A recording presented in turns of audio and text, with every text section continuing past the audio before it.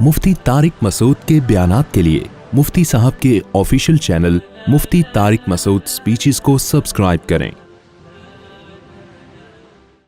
देखो, लोग पता है क्या कहते हैं कि नबी सल्लल्लाहु अलैहि वसल्लम ने तो 23 साल में जिहाद भी किया, जंग भी की, सुलह भी की, हम क्या कर रहे हैं? भाई 23 साल में जो नबी की सीरत है वो हमारे लिए क़यामत तक के लिए।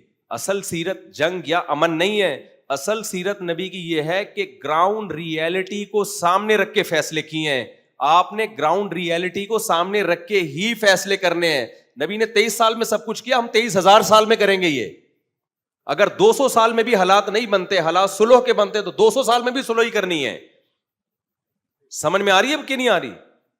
23 साल में अल्लाह ने नबी को वो सारे काम इसलिए करवाए कि कहीं जंग का मौका होगा तो जंग करनी पड़ेगी, कहीं सुलह का मौका होगा तो सुलह करनी, 100 साल भी सुलह करनी पड़े 100 साल भी सुलह करोगे, 1000 साल भी करनी पड़े 1000 साल भी करोगे।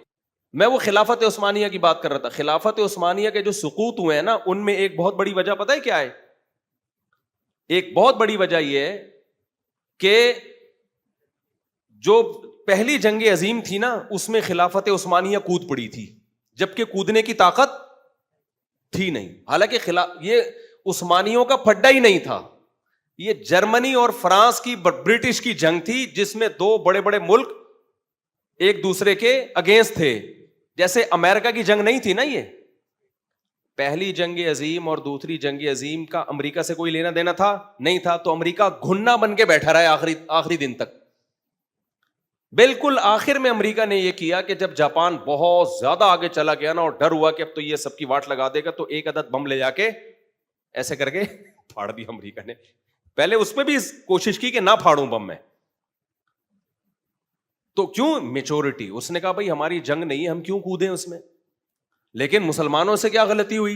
वही जज्बातियत होगी उस वक्त भी। जंग हो रही है, लड़ाई हो रही है, हिटलर को एक शौक हुआ दुनिया फतह करने का। हमारे पास इतने सारे ममालिक थे, इतने वसाइल थे, खिलाफत उस्मानिया ने क्या किया? इत्तेहाद किससे कर लिया? हिटलर तो खैर बाद में आया था, उस वक्त तो खिलाफत उस्मानिया खत्म हो चुकी थी। जो पहली जंग अजीम है उसमें हम किसके इत्तेहादी बन गए? जर्मनी के। और मुखालिफ हो गए बरतानिया के। बरतानिया से बिला वजह का पंगा ले लिया, रशिया और बरतानिया से, रूस और बरतानिया से। उसका नतीजा क्या निकला कि जब जर्मनी हारा है तो हमारी भी ऐसी की तैसी हो गई। तो माहिरीन कहते हैं, मुहक्किकीन कहते हैं कि खिलाफत उस्मानिया में उस वक्त इतनी ताकत थी नहीं, उसके लिए अपने मुल्कों पे कंट्रोल बरकरार रख लेना ही काफी था। उसको बढ़ के इस जंग में हिस्सेदार नहीं बनना चाहिए था, जैसे कि अमेरिका ने किया। वो नहीं हिस्सेदार बना, आज दुनिया की सुपर पावर है वो वसाइल जमा करता रहा, वसाइल जमा करता रहा, और फिर एटम बम बनाया। फिर उसने क्या किया? पहले तो जमीनी जंग लड़ने की कोशिश की जापान से। जब बिल्कुल ही वो भी आखिर में आया ना, जब देखा ना जापानी तो बिल्कुल ही कंट्रोल से बाहर निकल गए। जापान बढ़ता जा रहा था। दूसरी जंग अजीम में ना इतना फैल गया था, बर्मा तक जापानियों की फौजें पहुंच चुकी थी, तो वो कंट्रोल से बाहर, वो भी मेच्योरिटी के बगैर। उनका भी खोपड़ी क्या हो गई थी? आउट हो गई। मुल्क में कहत पड़ गया था, खाने को रोटी नहीं थी जापानियों में, और वो जो उनका आर्मी चीफ था वो इलाके पे इलाके फतह करता चला यार, ठीक है। तो अमेरिका तमीज से तमाशा देख रहा है। जब अमेरिका ने कहा कि यार इनसे लड़ना बहुत मुश्किल है, क्योंकि वो फिदाई हमले करते थे, पूरे पूरे जहाज उठा के ना अमेरिका की बेस पे बंदे समेत उड़ा देते थे। तो अमेरिका ने अपने साइंसदानों को बुलाया, भाई कुछ इस सिलसिले में अगर आप कुछ कर सकते हैं। तो उन्होंने कहा हम बम बना रहे हैं इस सिलसिले में।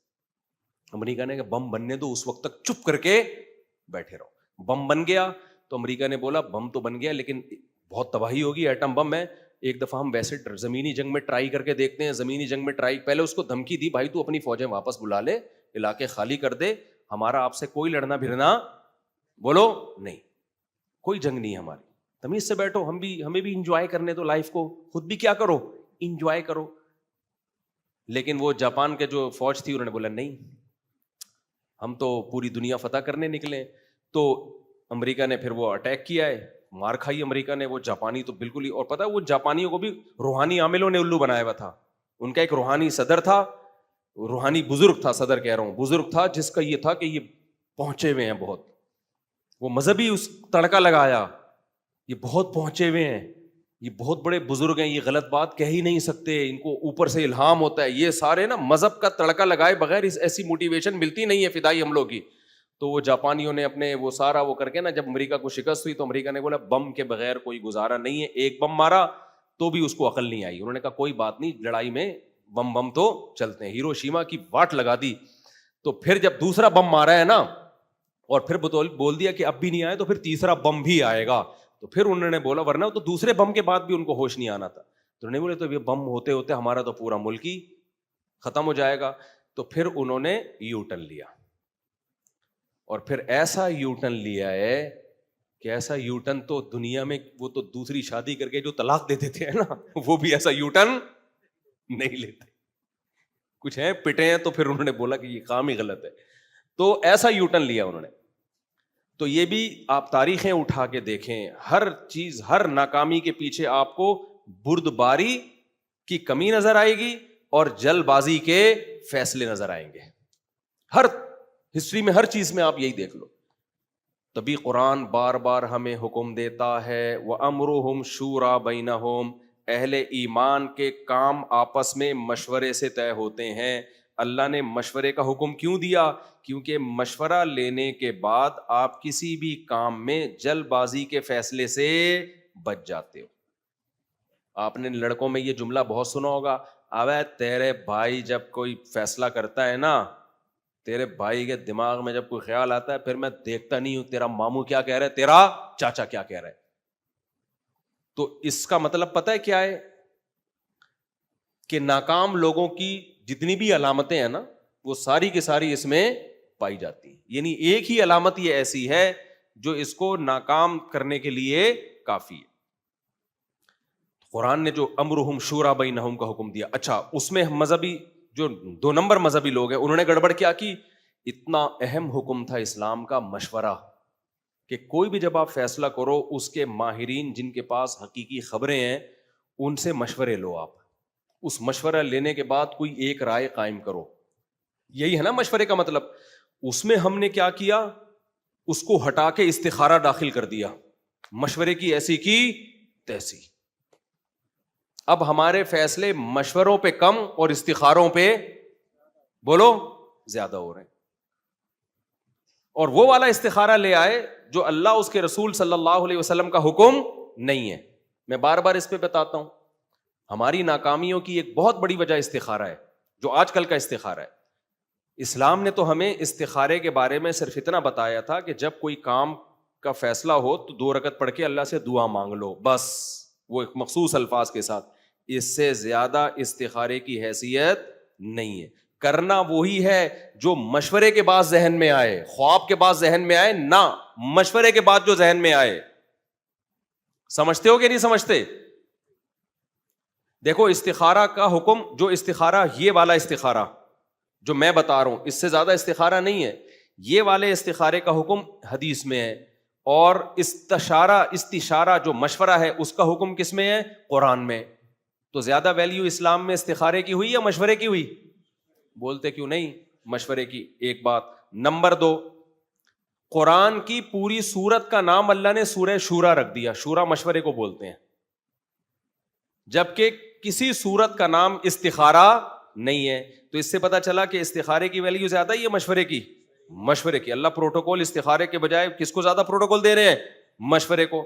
نمبر 3, اللہ نے کہیں بھی قرآن میں یہ نہیں کہا کہ اہل ایمان اور جنتیوں کی علامات میں سے ہے کہ ہر کام سے پہلے استخارہ کرتے ہیں وہ, بلکہ لیکن قرآن میں یہ ہے کہ جو اہل جنت ہیں, سورہ شورا میں آپ دیکھو ان کی صفات ہیں کہ وہ نماز قائم کرتے ہیں, وَأَمْرُهُمْ شُورَى بَيْنَهُمْ, اہم معاملات مشورے سے طے کرتے ہیں, وَمِمَّا رَزَقْنَاهُمْ يُنْفِقُونَ, اور جو رزق ہم نے دیا اس میں سے خرچ کرتے ہیں.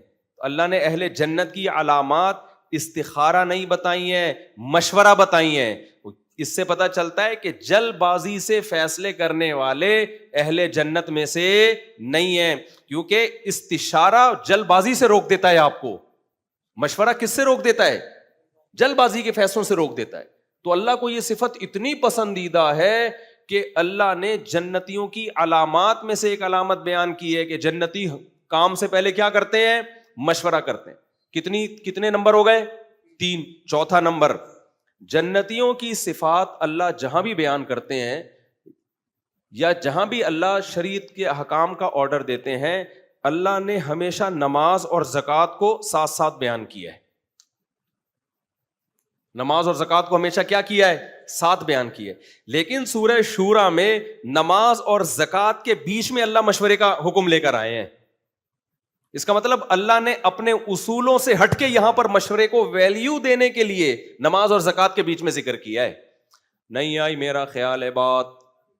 یہ چوتھی علامت ہے کہ اللہ کی نظر میں مشورے کی اہمیت استخارے سے صرف زیادہ نہیں بلکہ ادھر توجہ کرو نا بھائی, بہت زیادہ ہے. پانچویں بات, اگر مشورے کے بعد آپ نے فیصلہ کیا اور نقصان ہو گیا تو قرآن کہہ رہا ہے پھر بھی مشورہ ہی کرنا ہے. غزوہ احد میں نبی صلی اللہ علیہ وسلم نے مشورہ کیا کہ مدینہ کے اندر رہ کے لڑنا ہے یا مدینہ کے باہر. اب دیکھو اصولی طور پر اندر رہ کے لڑنا زیادہ مفید تھا کیونکہ مسلمان کمزور تھے, دشمن طاقتور تھا, تو ڈیفینس. اور آگ اگر باہر آ جاتے تو ایکسپوز ہو جاتے نا, سامنے آ جاتے. لیکن مشورہ تھا تو رائے یہی بن گئی چلو باہر جا کے لڑتے ہیں. باہر لڑے, نقصان ہو گیا, شکست ہو گئی, 70 صحابہ شہید ہو گئے. اب کسی کے دل میں یہ وسوسہ آ سکتا تھا بھائی آئندہ ہم مشورے نہیں لیں گے, یا نبی کے دل میں بھی خیال آ سکتا تھا آئندہ میں ان لوگوں سے مشورے نہیں لوں گا, یہ جب مشورے دیتے ہیں دیکھو ان کی وجہ سے ایسا ہوا ہے. تو اب جو ہے نا میں جو فیصلہ کروں گا خود کروں گا. ہمارے ساتھ تو ایسا ہی ہوتا ہے نا, مشورہ ہم نے لیا ماہرین سے, اس کے بعد دیکھا یار یہ تو نقصان ہو گیا, آئندہ ان کمبختوں سے کچھ پوچھنا ہی نہیں ہے. جب مجھے اللہ نے اتنا بہترین مائنڈ دیا ہے, اتنا بہترین دماغ دیا ہے, اتنی ذہانت دی ہے, تو تم جیسے احمقوں اور بیوقوفوں سے میں پوچھوں کیوں؟ پوچھا تھا تو دیکھا نا کیا ہو گیا. آئندہ میں جو فیصلہ کروں گا اپنی اس کھوپڑی سے کروں گا. یہ ہونا چاہیے نا. ابے کیا ہو گیا بھائی؟ لیکن قرآن کہہ رہا ہے اے نبی آپ نے ان سے مشورہ لیا اور ان کے مشورے پر عمل کیا اور شکست ہو گئی, تو کیا مطلب اب ان سے مشورہ نہیں لینا؟ نا شاورہم فی الامر, آئندہ بھی کیا کرنا ہے؟ انہی سے مشورہ لینا ہے.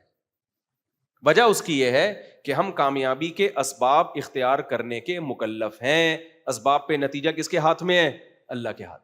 یہ تھوڑی کہ اب نقصان ہو گیا تو مشورہ ہی نہیں لینا. کامیابی کا سبب ہے مشورہ, تو اس سبب پہ نتیجہ مرتب کرنا کس کا کام ہے؟ اللہ کا. بیماری کا علاج, یہ علاج سبب ہے نا بیماری دور کرنے کا. بعض دفعہ علاج کے سائڈ افیکٹ بھی ہو جاتے ہیں. اب یہ تھوڑی کہ آئندہ بیمار ہوں گے تو میں نے علاج ہی نہیں کرنا کیونکہ فلاں آدمی کو غلط ٹیکا لگ گیا تھا, دیکھو مر گیا وہ, تو میں نے ٹیکا ہی نہیں لگانا کبھی. تو یہ کوئی عقل مندی کی بات ہوگی ہے بھائی؟ تو یہ پانچویں فضیلت ہے مشورے کی کہ ہمیں اسلامی تاریخ میں اس کی مثال ملتی ہے کہ مشورہ لے کر عمل کیا گیا, نقصان ہوا, پھر بھی اللہ کہہ رہے کیا کرنا ہے؟ مشورہ. اتنی اہمیت استخارے کی ہے اسلام میں. استخارے کی بھی بڑی ویلیو ہے. حدیث میں آتا ہے جو استخارہ کرتا ہے نامراد نہیں ہوتا, لیکن اس حدیث کا مطلب یہ ہے کہ بشرطے کہ مشورے کے بعد استخارہ ہو. سمجھتے ہو کہ نہیں سمجھتے؟ اور استخارہ سنت کے مطابق جس میں نکلتا وکلتا کچھ بھی نہیں ہے, کیونکہ اگر نکالنا ہی ہوتا اللہ نے پھر مشوروں کا حکم کیوں دیتا؟ اللہ کہتا ہے خواب میں نیلا پیلا آ جائے گا تو مشورہ لینے کی کیا ضرورت ہے؟ میں تمہیں خواب میں پیلا ہرا آ رہا ہے تو اس کا مطلب پازیٹو, ہری بتی پہ چل لو نا اور لال بتی پہ گاڑی روک لو. تو اگر لال آ رہا ہے اس کا مطلب نہیں کرنا, ہرا آ رہا ہے تو اس کا مطلب کرنا ہے. تو اگر اللہ ہی نے بتانا ہوتا استخاروں میں تو پھر اتنی اہمیت سے اللہ استشارے کا اور مشورے کا حکم کیوں دیتا؟ تو اسلام کی یہ کس قدر بڑی خوبی ہے کہ وہ ہمیں میچور کر رہا ہے اور کہہ رہا ہے اہم کام کرنے سے پہلے آپس میں بیٹھ کے مشورے کرو. مشورے سے کیا ہوگا؟ اس کے پازیٹیو نیگیٹو تمام پہلو تمہارے سامنے آ جائیں گے. جلد بازی میں فیصلہ نہیں کر پاؤ گے. اس کے پازیٹیو بھی دیکھ, جیسے نبی صلی اللہ علیہ وسلم اگر بیت اللہ کی 4 دیواری بڑھا دیتے, ایک پازیٹیو کام ہو جاتا کہ ہمیں یہ تقریر نہ کرنی پڑتی بھائی اصل میں وہاں تک ہے یہاں تک نہیں ہے, لیکن اس کے نیگیٹو بھی تو ہوتے ہیں نا. تو آپ صلی اللہ علیہ وسلم نے سوچا بھائی فائدے زیادہ ہیں یا نقصان زیادہ ہے. تو مشورے سے کیا ہوگا؟ تمام پہلو آپ کے سامنے آ جائیں گے, پازیٹیو بھی نیگیٹو بھی. اس کے بعد آپ فیصلہ کرو گے, پھر بھی نقصان ہو گیا تو کوئی بات نہیں, اب یہ تقدیر کا حصہ سمجھ کے برداشت کرنا ہے. ہم جو کچھ کر رہے ہیں, یعنی یہ اسلام کی کتنی بڑی خوبی ہے نا, ہمیں نقصان سے بچانے کے لیے کیسا بہترین پیکج دیا. لیکن آپ کو پتا ہے استخارے کون کرتا ہے؟ لبرل سیکولر لوگ کرتے ہیں یا مذہبی لوگ کرتے ہیں؟ تو مذہبی لوگ کرتے ہیں نا, اور استخارے کی وجہ سے مشورے کی دھجیاں اڑتی ہیں. تو پتہ یہ چلا کہ جو مذہبی لوگ لوگوں کو موٹیویٹ کرتے کہ غور و فکر کے بعد فیصلہ کیا کرو، وہی مذہبی لوگ جلد بازی کے فیصلے کروا رہے ہیں استخارے کے ذریعے. سمجھ میں آ رہی ہے بات کہ نہیں آ رہی؟ تو ہمارے ہاں مذہب کا صحیح استعمال کم ہو رہا ہے، غلط استعمال زیادہ.